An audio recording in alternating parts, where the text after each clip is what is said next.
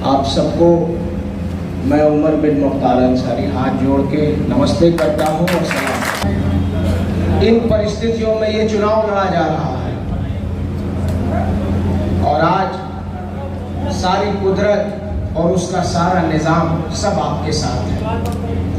इन poster पे वो तस्वीरें लगी हैं जो कभी साथ नहीं हुए थे, आज वो सब साथ हैं और हम एक बहुत मजबूत मुट्ठी बन चुके हैं। मुकदमों की वजह से बड़े भाई की पैरवी कर रहा था, मैं यहाँ सत्रीय रूप से मौजूद नहीं था, आज नामांकन हो गया और जिस दिन तारीख नहीं रहेगी उस दिन इसी गाजीपुर की सरजमीन पर रहूंगा, आपके बीच रहूंगा। हम पे बहुत बड़ा गम का पहाड़ टूटा, लेकिन उस हाल में भी मैंने अपना संयम नहीं खोया। आप इस सब के, इस बात के आप सब गवाह हो। जिन परिस्थितियों में मेरे पिता की हत्या की गई, मैं उसे मौत नहीं कहता हूं, वो स्वाभाविक मौत नहीं थी, वो सुनियोजित हत्या थी। उसके बावजूद जो अपार जन समर्थन, स्नेह, प्यार उनकी तदफीन के समय दिखाई पड़ा, उसने सरकार की आंखें खोल दी। इन्होंने सोचा था इस साजिश को अंजाम देकर कहीं ना कहीं इसका लाभ, इसका फायदा हम चुनाव में लेंगे, लेकिन वो टोटल बैकफायर किया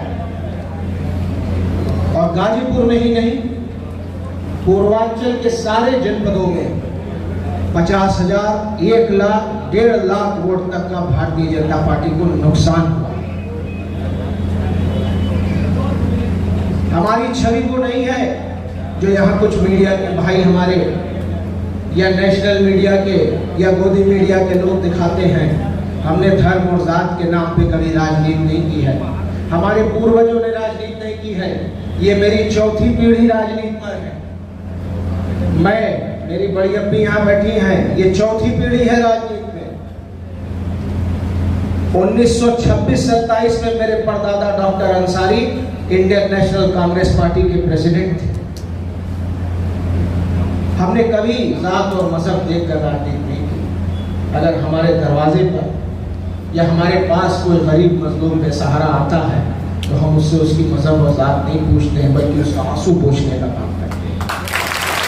लेकिन मैं ये जरूर कहना चाहता हूँ कि वो वक्त था जब ये देश गुलामी की जंजीरों में बंधा हुआ था। तब मेरे परनाना और परदादा ने लड़ाई लड़ी, देश को आज़ाद कराया, और जब भारत आज़ाद हो गया तो कश्मीर की हिफाजत और सरहद की हिफाजत के लिए अगर अपने खून का भी बलिदान देना पड़ा तो ब्रिगेडियर उस्मान पीछे नहीं हटे थे। कहां से मिटाओगे आप इस इतिहास को?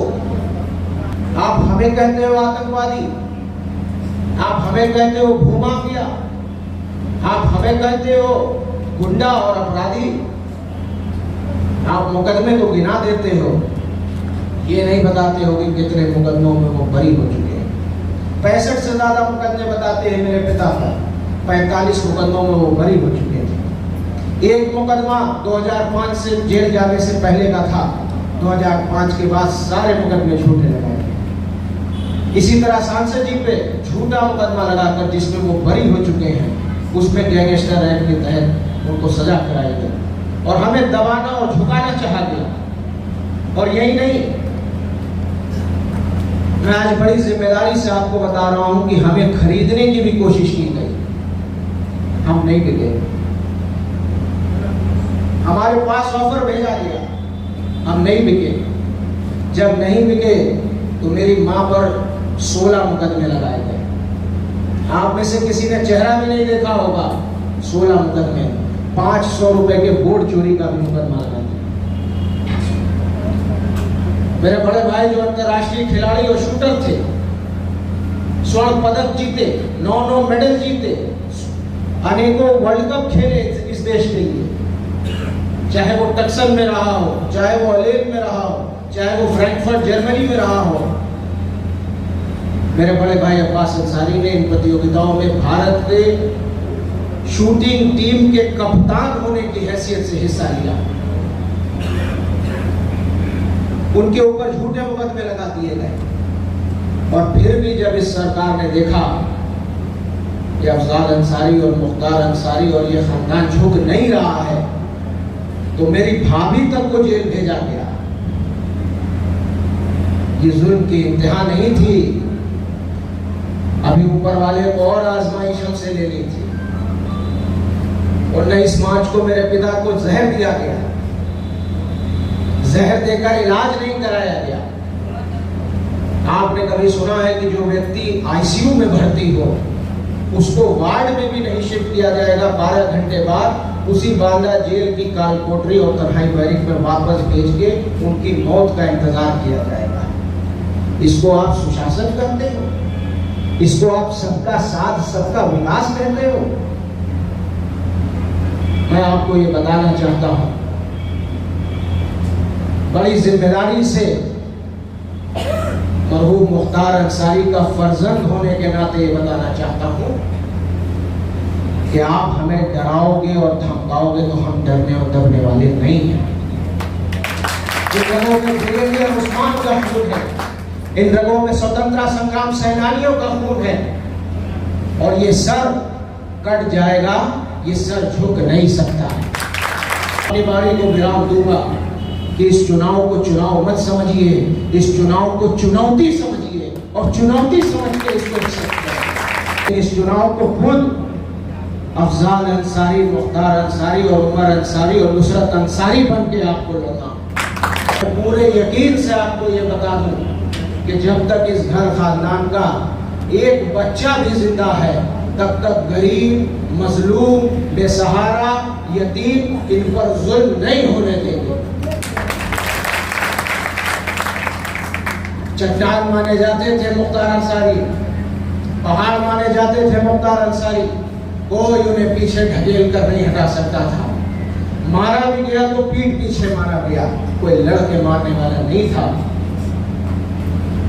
इसलिए मैं आपसे बड़ी जिम्मेदारी से कह रहा हूं कि मैं उमर बिन मुख्तार अंसारी, अगर उनका आधार भी हुआ तो आपको कभी पीठ नहीं दिखाऊंगा, और आपके सामने आपकी मान सम्मान के लिए आपकी ढाल बनकर के खड़े रहेंगे। आज वक्त आ चुका है सियासत के इस दौर में अपनी वोट की ताकत से लड़ाई लड़िए, और लड़ाई लड़कर इस सरकार को बदलिए। गाजीपुर को रिकॉर्ड बनाने जा रहा है, कोई लड़ाई किसी से नहीं है। आपको रिकॉर्ड बनाने के लिए वोट करना है, आपको इतिहास बनाने के लिए वोट करना है, और परेशान होने की, कंफ्यूज होने की जरूरत नहीं है। कहे ना जो कहत हुआ सो है, चाहे सांसद जी लड़ो, चाहे हमारा अपी लड़ो, सब एक है। और मैं आपसे ये कहना चाहता हूं कि गाजीपुर की पूरी लोकसभा हमारा परिवार है, और ये परिवार में अगर कोई दरार डालना चाहेगा तो वो नहीं डाल सकता। राहत इंदौरी साहब मरहूम अब इस दुनिया में नहीं रहे,